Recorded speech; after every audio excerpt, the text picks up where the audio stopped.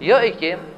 بخلال وان 26 روزت بوری اوید که من روزی گرتیت دا بوم دیار بو که فعلا امتشین همی دوشنبه و پنجشنبه پروژی بین. هر وصا بوم دیار بو که امتشین بری پاشیوه آنجی بری نویجا سپیده راب بینوه که چوانو که وقتی تو نوی بو پاشیوه راد بیه و او تو راد بیه و خارنش دست خونا که فعلا تا اثبات کر که تو تشی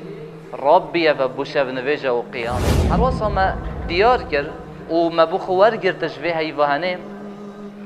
که امتشین شو نویجا بکن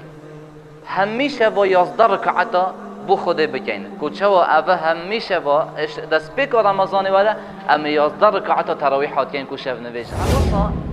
ما ادوان روجت بوریدا سلمان و ما دیار کرد که فعلا امتشین روزانه چند لاپارت قرآن بخوین که اوه رمضان دست بکری حتی نو که روجتو چند لاپارت قرآن تخوینی فعلا سلمان تو تشی بس کار کرم پید ویتن همت پید ویت که تو دست پاویجی و بگی اصلا مسلمان